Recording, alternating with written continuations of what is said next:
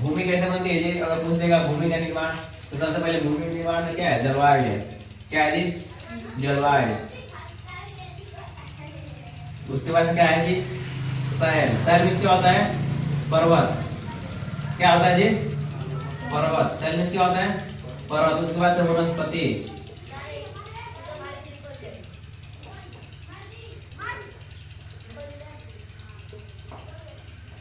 क्या जी? वनस्पति। जलवायु, शैल, वनस्पति और नदी भी जो है मृदा का निर्माण करने में असर रहती है। जैसे देखो जलवायु क्या करता है, जो पहाड़ होते हैं उसको क्या करता है? जलवायु उसको नरम कर देती है। किसको जी? पहाड़ों को क्या करती है? नरम कर देती है। ठीक है। और जो पर्वत है उससे क्या होता है? जो पर्वत टूटते हैं पर्वत ना, तो नदियों के द्वारा आते हैं। इसमें नदियों वाटर टकराते आते हैं तो मिट्टी का निर्माण होता है। तो बारिश हो जाती है तो मिट्टी का निर्माण होता है। वनस्पति क्या करते हैं? तो वनस्पति का जो पेड़ जमीन में दब गया है ना, उससे जैसे मृदा का निर्माण होता है। जो पेड़ है उसको जो जमीन में दब गए हैं उससे भी क्या होता है? मिट्टी का निर्माण होता है। ठीक है, ये पूछेगा तो। और देखो मिट्टी जो होती है कितने प्रकार की होती है?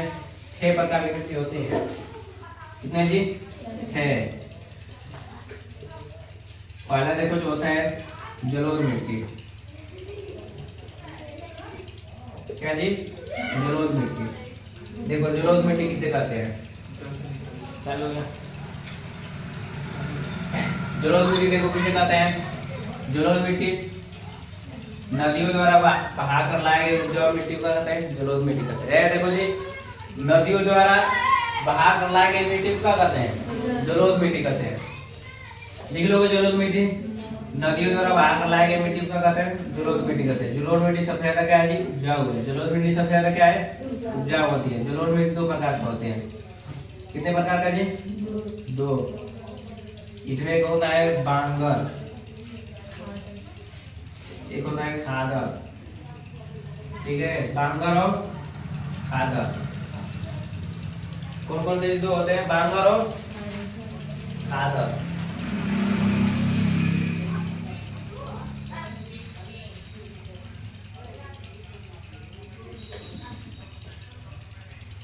देखो जो बांगर होता है ना, ये नई मिट्टी होती है।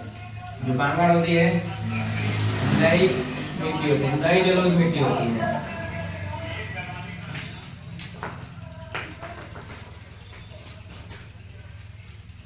बांगर जो है क्या आदि?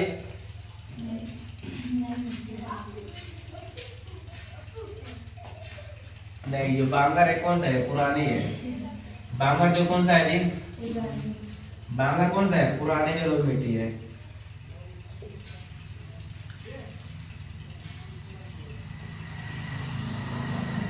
बांगर जो कौन सा है जी? पुराने जलोढ़ मिट्टी है। खादर क्या है? नई।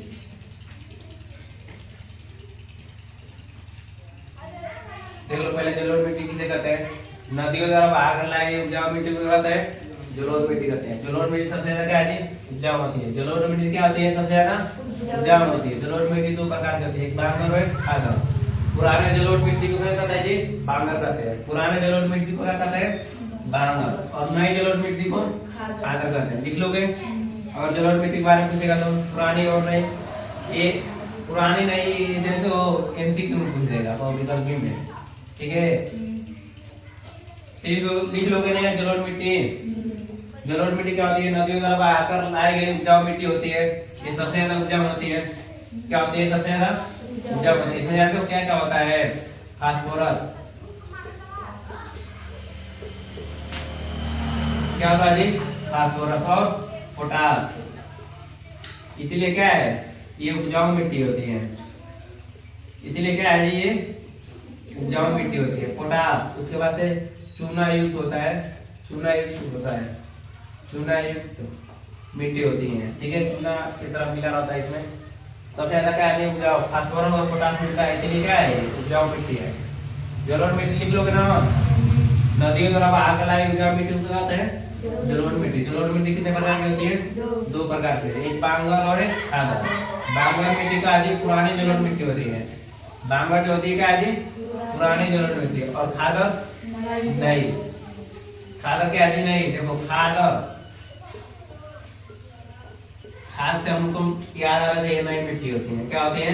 नहीं, खाद से याद आना चाहिए नई मिट्टी, ठीक है। और बांगर से पुरानी, बांगर से क्या जी? पुरानी, ठीक है। लिख लोगे इसको।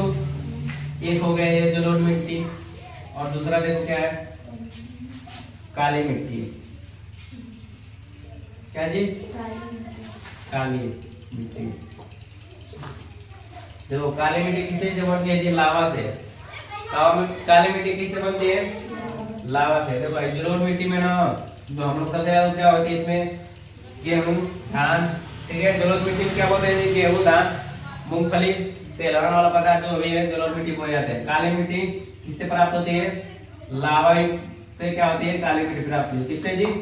लावा, यानी जो ज्वालामुखी से लावा निकलता है ना, उससे कौन सी मिट्टी प्राप्त होती है? काली मिट्टी होती है, ठीक है। काली मिट्टी को क्या कहते हैं? रेंगत कहते हैं, रेंगत। काली मिट्टी को क्या कहते हैं जी? रेंगत कहते हैं। और काली मिट्टी सबसे ज्यादा क्या होता है? कपास की खेती की जाती है। किसकी खेती? कपास की खेती करते हैं। काली मिट्टी में क्या करते हैं? कपास की। ये विकल्प भी पूछ सकता है, ये विकल्प भी पूछ सकता है एमसीक्यू में, ठीक है। काली मिट्टी को क्या कहते हैं? तो क्या कहते हैं? काली मिट्टी को रेगर कहते हैं, ठीक है। काली मिट्टी को रेगर या रेगुर कहते हैं, काली मिट्टी को। और इसमें कौन सी खेती होती है जी? कपास खेती होती है, कपास की खेती होती है। काली मिट्टी में क्या होती है? किसकी खेती? कपास की खेती होती है।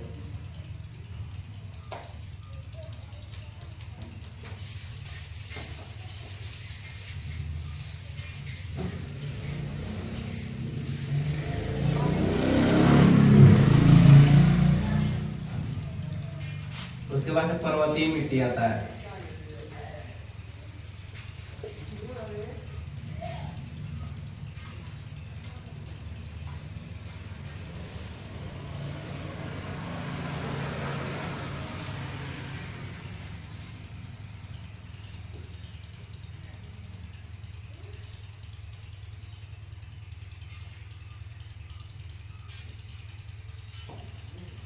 देखो जो पर्वतीय मिट्टी रहती है ना, उस कटिबंधीय पर्वत से बनता है ये।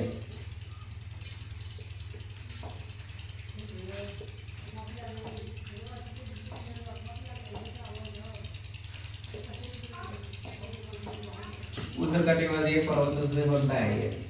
जो काली मिट्टी होती है, पर्वतीय मिट्टी होती है, सबसे ज्यादा किससे बनता है? उष्णकटिबंधीय से बनता है। ये पहाड़ों में आ जाता है, ठीक है। इसी को पर्वतीय। देखो पहाड़ जो बहुत ज्यादा बड़ा बड़ा रहता है ना, बड़ा बड़ा उस पे खेती किया जाता है, वो वही पर्वतीय मिट्टी है। पर जो उसमें किया जाता है, अब देखो ये होता है लाल या पीली मिट्टी। सबसे ये थोड़ा सा भी एमसीक्यू वाला क्वेश्चन लगता है, इसमें से आ सकता है लाल और पीली मिट्टी में।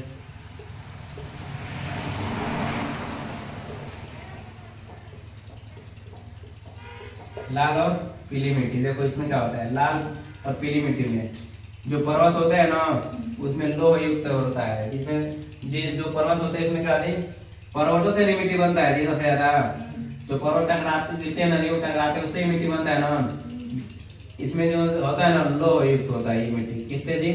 लोह युक्त, यानी लोह युक्त मतलब लोह में इसका होता है, लोहा होता है ना, लोहा के इंग्लिश में आयरन बोलते हैं। तो इसमें आयरन युक्त ये मिट्टी रहती है, लोहा युक्त, ठीक है। लोहा युक्त चट्टानों शैलों से टूटने से क्या बनता है? काली मिट्टी और लाल मिट्टी का निर्माण होता है। लोह युक्त चट्टान, चट्टान या शैल युक्त। लोह युक्त शैलों से किस मिट्टी का निर्माण होता है? लोह युक्त शैलों किस मिट्टी का निर्माण होता है? लाल मिट्टी का। किस मिट्टी का? ये अनुपजाऊ होती है, ठीक है। इसमें कोई फसल नहीं होता है, ये अनुपजाऊ।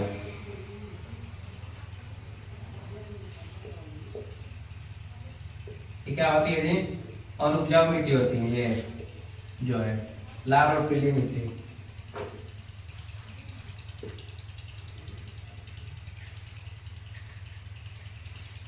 और दो मिट्टी है, इसको बुक से पढ़ लेना तुम लोग, बुक में से है। एक लेटराइट मिट्टी है, ये तो वनस्पति मिट्टी है। और एक लास्ट टॉपिक में हम बता रहे हैं, उस दिन में बताए थे, इस टाइम बता रहे हैं एक मृदा अपरदन। क्या है जी? मृदा अपरदन। क्या था कि भूल गए हो? मिट्टी की कटा हुआ भाग क्या कहते हैं? मृदा अपरदन कहते हैं। मिट्टी की कटा हुआ भाग क्या कहते हैं जी? मृदा अपरदन कहते हैं। लिख लोगे ना मृदा अपरदन? अब पूछेगा मृदा अपरदन करने में किस चीज से होता है, तो क्या बताएंगे हम लोग? मृदा अपरदन किस किस चीज से होता है? मृदा अपरदन का कारण पूछेगा। क्या पूछेगा जी? कारण इसका। तो कारण में सबसे पहले क्या लिखेंगे? खनन लिखेंगे। खनन से मृदा अपरदन होता है ना? चारागाह। चारागाह से भी होता है मृदा अपरदन, होता है ना जी? उसके बाद से वनोन्मूलन,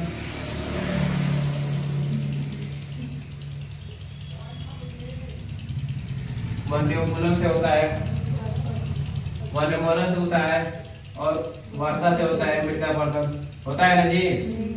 तब मृदा अपरदन किस चीज होता है? यही हेडिंग एंगल सिर्फ नहीं छोड़ देंगे हम लोग, यही हेडिंग एंगल छोड़ देंगे हम लोग नहीं। देखो पहले क्या करेंगे, लिखेंगे खनन। मृदा अपरदन खनन से होता है। अब लिखेंगे खनन के बारे में थोड़ा सा लिखेंगे कि जब मनुष्य खनन करता है तो क्या करता है? उसी तरह छोड़ देता है। खनन करने के बाद उसी तरह छोड़ देता है, जिससे क्या होती है? मृदा अपरदन होता है। अन्य जगह की मिट्टियां उसमें रुक जाती है तो मृदा अपरदन होता है। चारागाह के बारे में लिखेंगे थोड़ा सा। क्या लिखेंगे? चारागाह से कैसे मृदा अपरदन होता है कि जब चारागाह जो पशु चरते हैं तो मिट्टी को क्या करते हैं? जड़ से उखाड़ देते हैं ना जी? तो उसके बाद उससे क्या होता है कि जब हवाएं बहती है तो जो मृदा होता है एक जगह से दूसरी जगह चला जाता है। वनोन्मूलन यानी जो वनों की कटाई होती है उससे क्या होता है? मृदा अपरदन होता है। वनों की कटाई लिख लो यहाँ पे, वनों की कटाई से मृदा अपरदन होती है। वर्षा से मृदा अपरदन होता है। देखो वनों की कटाई जो पूछेगा तो वनों की कटाई के बारे में लिखेंगे हम लोग कि जब वन से ज्यादा संख्या वन काट देते हैं तो वनों उससे क्या होता है? मृदा अपरदन होता है। वर्षा पूछेगा, वर्षा से लिखेंगे कि जब बारिश होती है तो मिट्टी क्या होता है? एक स्थान से वापस दूसरे स्थान पर चला जाता है, इससे क्या होता है? ये मृदा अपरदन होता है। लिख लोगे ना ये मृदा अपरदन? हाँ। और पानियों से होता है, जल से होता है, नदी से मृदा अपरदन होती है, होता है ना जी? बाढ़ होता है तो। और इसके कारण उपाय लिख लोगे मृदा अपरदन का। ज्यादा से ज्यादा क्या करेंगे? उपाय में क्या लिखेंगे? ज्यादा से ज्यादा क्या करना है? पेड़ लगाएंगे। पेड़ लगाएंगे ना जी? फिर क्या करेंगे? पेड़ लगाएंगे और उसके बाद क्या करेंगे? मतलब बांधों का निर्माण करेंगे।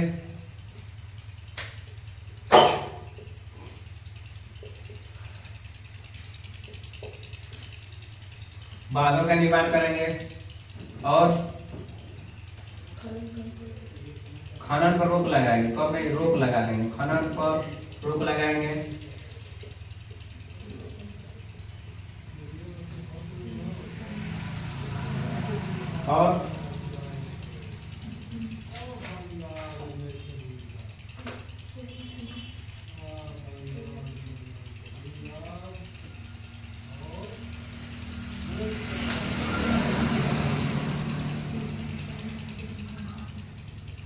और देखो मृदा अपरदन जानते हो कैसे होता है? जब हम लोग फसल बोते हैं ना उसमें क्या करते हैं कि हर साल एक ही फसल नहीं बोया जाता है, अलग अलग करके बोया जाता है। ठीक है? अगर मान कर हर साल एक ही फसल बो देते हैं ना तो मिट्टी का उपजाऊ खत्म हो जाती है। ठीक है? तो हर साल अलग अलग फसल बोने से क्या होता है? मिट्टी का उपजाऊ बना रहता है, इसीलिए उसको भी बोते हैं। ये लिख लो तुम लोग। इसके उपाय मृदा अपरदन का, मृदा अपरदन किसे कहते हैं, इसका उपाय लिख लोगे। हाँ, तो यही तुम लोग का खत्म है इसमें चैप्टर पूरा। जितना था सब बता दिया। अब क्वेश्चन देखो उसमें का।